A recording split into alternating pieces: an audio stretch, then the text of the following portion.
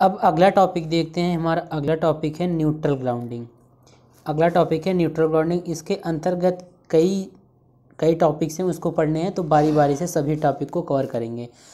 तो सबसे पहले हम ये समझ लेते हैं कि न्यूट्रल ग्राउंडिंग होता क्या है।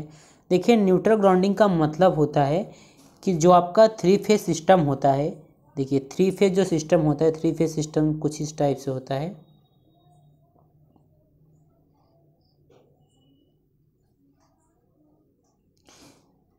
जो आपका डायग्राम सही से नहीं बन रहा है,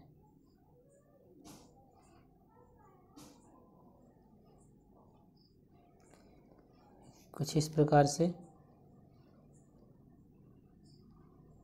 ये मतलब कुछ इस प्रकार से होता है। तो ये जो होता है आपका ये 3 फेज सिस्टम होता है। तो न्यूट्रल ग्राउंडिंग का मतलब होता है कि जो आपका 3 फेज सिस्टम है उसमें न्यूट्रल वायर, तो जो आपका यहाँ पर न्यूट्रल वायर है इसको क्या करना, ग्राउंड से कनेक्ट करना। तो डायग्राम कुछ इस प्रकार से बनेगा न्यूट्रल ग्राउंडिंग का। ठीक है, जो 3 फेज सिस्टम होता है उसको न्यूट्रल वायर को ग्राउंड से कनेक्ट करना, उसको हम बोलते हैं न्यूट्रल ग्राउंडिंग। अब यहाँ पर आप जो फिगर देख रहे हैं ये न्यूट्रल ग्राउंडिंग का डायग्राम यहाँ पर हम बनाए हैं। ये क्या होता है, न्यूट्रल ग्राउंड। तो न्यूट्रल ग्राउंडिंग का मतलब बता दिए कि जो 3 फेज सिस्टम हो गया उसके न्यूट्रल वायर को ग्राउंड से कनेक्ट करना क्या बोलते हैं, न्यूट्रल ग्राउंडिंग बोलते हैं। देखिए, जो न्यूट्रल ग्राउंडिंग सिस्टम होता है इसमें सिस्टम का न्यूट्रल वायर जो होता है ग्राउंड से कनेक्ट होता है, या फिर जो आपके जो इक्विपमेंट है, जैसे मान लीजिए ट्रांसफार्मर हो गया, तो सिस्टम का जो ट्रांसफार्मर अगर उसको ग्राउंडिंग कर देते हैं तो उसको भी क्या बोलते हैं, न्यूट्रल ग्राउंडिंग। ऐसा नहीं है कि न्यूट्रल ग्राउंडिंग केवल सिस्टम को ही न्यूट्रल ग्राउंडिंग किया जाता है। सिस्टम का मतलब है कि जो आपके सिस्टम में इक्विपमेंट लगे हैं उनकी ग्राउंडिंग करते हैं, जिसे क्या बोलते हैं, न्यूट्रल वायर को अगर ग्राउंड करते हैं उसे बोलते हैं न्यूट्रल ग्राउंडिंग। अब इसको हम थोड़ा डिटेल में समझ लेते हैं। अब न्यूट्रल ग्राउंडिंग का मतलब समझ गए कि 3 फेज सिस्टम या कोई इक्विपमेंट, जैसे मान लीजिए ट्रांसफार्मर हो गया, तो उसके जो न्यूट्रल वाला वायर होता है उसको ग्राउंड कर देना ही क्या कहलाता है, न्यूट्रल ग्राउंडिंग कहलाता है। देखिए, यहाँ पर किसी भी धातु वाली मशीन या उपकरण के धातु वाले हिस्से पर एक तार जोड़कर उसे अर्थ प्लेट या फिर अर्थ इलेक्ट्रोड के साथ जोड़ देना अर्थिंग या ग्राउंडिंग कहलाता है। इसे भू संपर्क भी कहा जाता है। तो हम किसी भी सिस्टम को अर्थिंग करते क्यों हैं, क्योंकि अर्थिंग करने का मतलब भू संपर्क करने का 2 फायदा है। सबसे पहला फायदा ये है कि यह उस सिस्टम को क्या करता है, सुरक्षा प्रदान करता है, तथा उस सिस्टम में काम कर रहे व्यक्ति को सुरक्षा प्रदान करता है। अब यहाँ पर एक क्वेश्चन लिया गया है कि why need earthing or grounding, मतलब कि हमें अर्थिंग या ग्राउंडिंग की आवश्यकता क्यों है। तो देखिए यहाँ पर कि किसी भी उपकरण को अर्थिंग करने का सबसे बड़ा कारण होता है कि हम इलेक्ट्रिक शॉक से बच सके। कई बार हमारा उपकरण क्या होता है, ख़राब हो जाता है, जिसके कारण उसके उपकरण के धातु वाले हिस्से में क्या होता है, लीकेज करंट आ जाता है, और जिसे छूने पर हमें शॉक लग जाता है। इसलिए क्या करते हैं, उस उपकरण की अर्थिंग करते हैं, ताकि जो भी करंट है वह अर्थिंग के माध्यम से, वह उस अर्थिंग की मदद से सीधा पृथ्वी में चला जाए और इलेक्ट्रिक शॉक न लगे। तो देखिए, हमेशा जो इलेक्ट्रिक करंट होता है वो कम रेजिस्टेंस वाले पाथ को चुनता है। मतलब जहाँ पर मतलब कि जैसे अगर इलेक्ट्रिक करंट आया है तो जो रास्ता उसके लिए आसान होगा वह उसी को चुनता है। इसलिए क्या होता है, जो भी मतलब कि अर्थिंग किए रहते हैं तो हमारे शरीर से करंट ना होकर क्या होता है, अर्थिंग के माध्यम से वह करंट होता है पृथ्वी में चला जाता है, और हमें इलेक्ट्रिक शॉक जो होता है वो नहीं लगता है। अब जो आपका 3 फेज सिस्टम होता है, तो ग्राउंडिंग या सिस्टम को न्यूट्रल करने के जो होते हैं 3 विधियां होती हैं, 3 या 4 विधियां होती, 4 विधियां होती हैं। इसमें यहाँ पर 3 ही दिखाए हैं आपको। पहला होता है सॉलिड ग्राउंडिंग, दूसरा होता है रिएक्टेंस ग्राउंडिंग, तीसरा है आर्क संप्रेशन। आर्क संप्रेशन का दूसरा नाम आपको बताए थे कि पीटरसन कॉइल भी बोला जाता है, तो इसे आप पीटरसन कॉइल ग्राउंडिंग भी बोल सकते हैं। एक होता है रेजिस्टेंस ग्राउंडिंग, यहाँ पर नहीं लिखा गया है, होता है एक होता है रेजिस्टेंस ग्राउंडिंग, ये चौथा है। तो कुछ टाइप्स होते हैं, ये 4 टाइप होते हैं न्यूट्रल कर, मतलब कि न्यूट्रल ग्राउंडिंग के 4 टाइप्स होते हैं।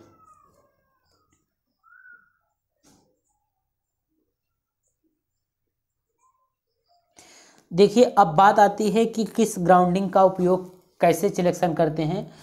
तो कौन सा ग्राउंडिंग का मतलब किस ग्राउंडिंग का उपयोग कहाँ किया जाएगा, ये सिलेक्शन जो होता है डिपेंड करता है कि उस मतलब किस सिस्टम का या फिर ये यूनिट का साइज़ क्या है, सिस्टम का वोल्टेज क्या है एंड किस प्रकार का प्रोटेक्शन स्कीम उस पर यूज किया गया है। ये सब चीज़ें डिपेंड करती हैं कि हम सिलेक्ट करने के लिए कि किस ग्राउंडिंग का हम सिलेक्शन करने वाले हैं। अब देखिए वन बाय वन हम एक एक जो मतलब कि न्यूट्रल ग्राउंडिंग का जो टाइप्स है उसको वन बाय वन डिस्कस करेंगे। तो सबसे पहला है आपका, देखिए यहाँ पर solid earthing or solid grounding. सबसे पहले समझ लेते हैं सॉलिड अर्थिंग या सॉलिड ग्राउंडिंग होता क्या है। देखिए जब थ्री फेज सिस्टम के न्यूट्रल पॉइंट को सीधे भू संपर्क से मतलब सीधे पृथ्वी से एक वायर की सहायता से जोड़ दिया जाता है जिसका प्रतिरोध व प्रतिघात नगण्य होता है, ठोस अथवा प्रभावी ग्राउंडिंग कहलाता है। देखिए जो आपका सॉलिड ग्राउंडिंग है इसको इफेक्टिव ग्राउंडिंग तब कहा जाता है, ठोस अथवा प्रभावी ग्राउंडिंग।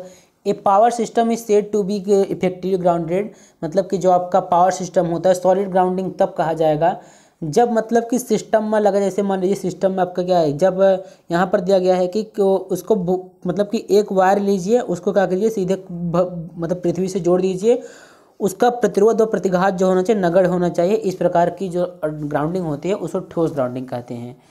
तो यहाँ पर जो सिस्टम में अगर देखिए आपका जो पावर सिस्टम है वो सॉलिड ग्राउंडिंग में तब कहा जाएगा जब मतलब कि आप एक वायर लेकर उसको पृथ्वी से कनेक्ट कर देंगे, या फिर आप क्या करिए कि जो मतलब कि जनरेटर हो गया, फिर पावर ट्रांसफार्मर हो गया, फिर ग्राउंडिंग ट्रांसफार्मर हो गया, वहाँ से एक वायर क्या होना चाहिए, डायरेक्ट ग्राउंड से कनेक्ट होना चाहिए और उसका प्रतिरोध व प्रतिघात जो है वो, प्रतिरोध व प्रतिघात कहने का मतलब है जो आपका रेजिस्टेंस और रिएक्टेंस जो है वो आपका नेग्लेबल होना चाहिए, तब आपका क्या कहा जाएगा, सॉलिड ग्राउंडिंग कहा जाएगा।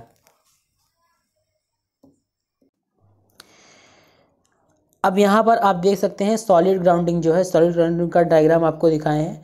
थ्री फेज सिस्टम है आर वाई बी, इसका जो न्यूट्रल वाला वायर है ग्राउंड से कनेक्ट है और इसका प्रतिरोध व प्रतिघात जो है नेग्लेबल है, तो इसे क्या बोलेंगे हम, सॉलिड ग्राउंडिंग कहेंगे।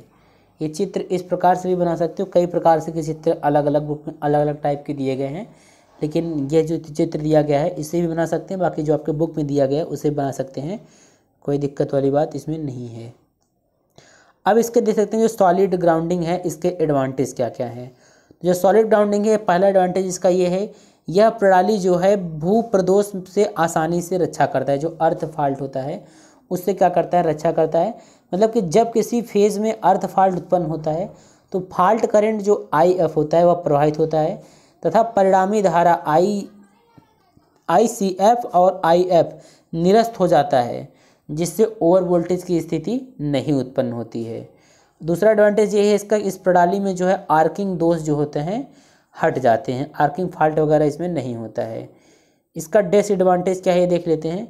इसका डिसएडवांटेज ये है कि ओवरहेड ट्रांसमिशन लाइन में जो होता है सबसे अधिक फॉल्ट जो होता है अर्थिंग फॉल्ट होता है, जिसके कारण प्रणाली को झटके सहने नहीं पड़ते। कहीं वो जो ओवरहेड ट्रांसमिशन लाइन होता है आपका, जो पोल के ऊपर से लाइन जाता है उसे क्या बोलते हैं, ओवरहेड ट्रांसमिशन लाइन बोलते हैं। सबसे अधिक फॉल्ट अर्थिंग फॉल्ट होता है, जिसके कारण प्रणाली को झटके सहने पड़ते हैं। इन कारणों से क्या होता है, सॉलिड ग्राउंडिंग जो होता है सिस्टम प्रभावित होता है। अगला पॉइंट है इसमें देखिए कि सॉलिड ग्राउंडिंग जो होता है इसमें भारी भूप्रदेश होता है, मतलब कि अधिक मात्रा में अर्थ फॉल्ट होता है तो अधिक मात्रा में फॉल्ट करंट प्रवाहित होता है, तो जो कि सीधे सर्किट ब्रेकर से गुजरता है, जिससे सर्किट के संपर्क कॉन्टैक्ट्स जो होते हैं वो जल सकते हैं। मतलब कि जो फॉल्ट करंट का मान ज़्यादा हो जाएगा तो आपके जो सर्किट ब्रेकर के कॉन्टैक्ट्स हैं वो जल सकते हैं। तीसरा पॉइंट है देखिए कि ग्राउंडिंग वायर का प्रतिरोध जो होता है वो बहुत कम होता है, जिसके कारण भूप्रदोष जो होता है, भूप्रदोष धारा जो होता है उच्च होता है, मतलब अर्थ फॉल्ट जो करंट होता है बहुत ज़्यादा होता है। अब अगला पॉइंट देखिए, अगला पॉइंट है इसमें अधिक फॉल्ट करंट के कारण सिस्टम की स्टेबिलिटी और रिलायबिलिटी कम हो सकती है। कहने मतलब स्टेबिलिटी कमज़ोर हो जाएगी तो रिलायबिलिटी भी इसकी कम हो सकती है।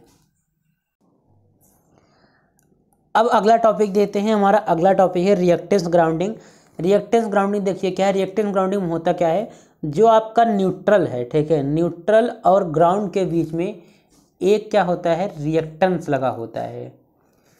मतलब कि न्यूट्रल और ग्राउंड के बीच में एक रिएक्टेंस इंसर्ट किया जाता है, उसे ही बोलते हैं रिएक्टेंस ग्राउंडिंग। देखिए, इस प्रणाली में न्यूट्रल और भू के मध्य रिएक्टेंस को श्रेणी क्रम में संयोजित कर दिया जाता है। रिएक्टेंस को लगाने का उद्देश्य जो होता है फॉल्ट करंट को कम करना। अब फिगर यहाँ पर आप लोग देखिए, बहुत ही ईजी फिगर है, बहुत ही आसान है, इसको बना सकते हैं। 3 फेज सिस्टम यहाँ पर दिखाइए, RYB। न्यूट्रल वायर ले लीजिए, इसके बाद न्यूट्रल वायर और ग्राउंड के बीच में क्या करिए, रिएक्टेंस लगा दीजिए। तो ये क्या हो गया, आपका रिएक्टेंस ग्राउंडिंग का डायग्राम बन जाएगा। रिएक्टेंस का सिंबल देखिए क्या होता है, रिएक्टेंस का सिंबल होता है X। अब यहाँ पर देखिए, जो आपका अर्थिंग रिएक्टेंस है, अर्थिंग रिएक्टेंस को हम बदल कर अर्थ फॉल्ट करंट के मान को भी बदल सकते हैं। इसका एडवांटेज देख लेते हैं। अब इसका एडवांटेज है कि यह जो मेथड होता है, इसकी कीमत जो होती है वो ज़्यादा नहीं होता है। इसका प्रयोग नहीं किया जाता है क्योंकि अधिक धारा की आवश्यकता होती है, और फॉल्टी अवस्था मतलब कि फॉल्ट करंट की अवस्था में उच्च ट्रांजिएंट वोल्टेज जो होता है उत्पन्न होता है। अब हमारा अगला टॉपिक है, देखिए, आर्क संप्रेषण कॉइल ग्राउंडिंग। आर्क संप्रेषण कॉइल ग्राउंडिंग, तो इसको देख लेते हैं थोड़ा सा।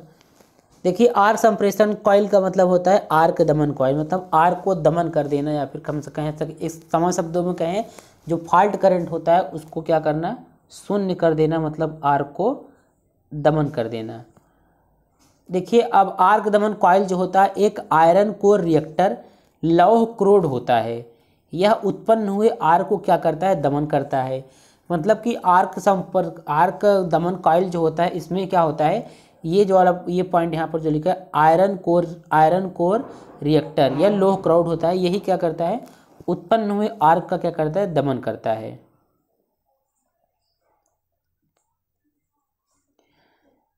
इस कॉइल को 3 फेज सिस्टम के उदासीन बिंदु तथा भू अर्थ के बीच संयोजित किया जाता है। यह जो कॉइल होता है यहाँ पर आपको बताया आर्क दमन कॉइल या फिर आयरन कोर रिएक्टर जो होता है, इसको क्या करते हैं हम, जो न्यूट्रल पॉइंट होता है और भू मतलब अर्थ के बीच क्या करते हैं, इसको संयोजित करते हैं। यहाँ पर आप डायग्राम में देख सकते हैं, डायग्राम आपको दिखा देंगे।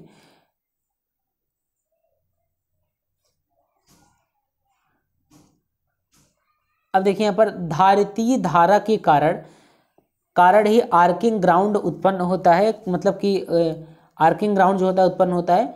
रिएक्टर के साथ टैपिंग्स प्रदान की जाती है ताकि उसके प्रेरकत्व को बदलकर सिस्टम की धारिता से ट्यून्ड करके प्रदोषी धारा को न्यूनतम किया जा सके। जो जो चीज़ें यहाँ पर आपको बता रहे हैं वो आपको डायग्राम में देखने को मिलेगा। अब टैपिंग की सहायता से ही प्रेरकत्व का मान बदला जाता है। टैपिंग को बदलकर प्रणाली में IC = IL, मतलब कि जो कैपेसिटर में करंट फ्लो हो रहा है और आपके इंडक्टर में जो करंट फ्लो हो रहा है, उसको मान को क्या करते हैं, इक्वल कर रिजोनेंट ग्राउंडिंग प्राप्त किया जाता है। अब क्या होता है इस ग्राउंडिंग में, हम जानते हैं जब IC = IL होता है तो अनुनाद की स्थिति कही जाती है। आपने रिजोनेंस पढ़ा होगा, तो इसकी एक कंडीशन होती है IC = IL। अतः यह समांतर अनुनाद के सिद्धांत पर कार्य करता है, इसलिए इसे अनुनाद अर्थिंग भी कहा जाता है। तो ये थे पॉइंट और ये था आपका डायग्राम। इस डायग्राम में जो आपको लिखे हैं वही डायग्राम में बताए भी हैं।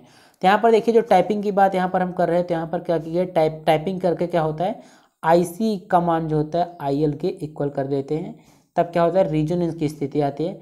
बाकी यहाँ पर देख सकते हैं जो आपको बताए थे कि जो इसके ग्राउंडिंग और न्यूट्रल के बीच क्या होता है, जो कॉइल होता है यहाँ पर लगा होता है, साथ ही इसमें क्या होता है, 2 कैपेसिटर भी लगे होते हैं। 2-3 बार इस फिगर को अगर आप रिपीट करके बनाएंगे तो ये आपको याद हो जाएगा आसानी से। अब इसके एडवांटेज की बात करें तो यहाँ पर देखिए, जो एडवांटेज है, पहले एडवांटेज है जो पीटरसन कॉइल मतलब आर्क संप्रेषण जो कॉइल होता है, यह लगभग नॉन रजिस्टिव होने के कारण इसमें इलेक्ट्रिक पावर लॉस जो होता है वो नेग्लेबल होता है, मतलब कि नगण्य होता है। दूसरा पॉइंट है, इसमें टाइपिंग कॉइल की सहायता से यल के किसी भी मान के लिए ट्यून्ड कर सकते हैं हम। अब देखिए, अगला पॉइंट है इसमें कि इस कॉइल में अंडरग्राउंड न्यूट्रल के सभी गुण होते हैं। और अगला पॉइंट है, अर्थ फॉल्ट प्रणाली से होने वाली हानियों को हम बचा सकते हैं, मतलब अर्थ फॉल्ट सिस्टम में जो भी लॉसेस वगैरह होते हैं इस ग्राउंडिंग के द्वारा उसको हम बचा सकते हैं। इसके डिसएडवांटेज यही है कि यल के मान को बार बार टैपिंग की सहायता से बदलना पड़ता है और हमको हाई इंसुलेशन मतलब उच्च विद्युत रोधन की आवश्यकता होती है। इसमें देखिए बहुत ज़्यादा टॉपिक दिए गए हैं, बाकी बुक वगैरह में आपको ये टॉपिक नहीं मिलेगा। अगर आप इतना ही पढ़ के जाते हैं तो एग्जाम में अच्छा नंबर ला सकते हैं। यहाँ पर बाकी कुछ इंपॉर्टेंट क्वेश्चन आपको बता दे रहे हैं। पहला क्वेश्चन है आपका, उपकेंद्र का भू संपर्कन क्यों आवश्यक है, इसको आपको भी बताएंगे।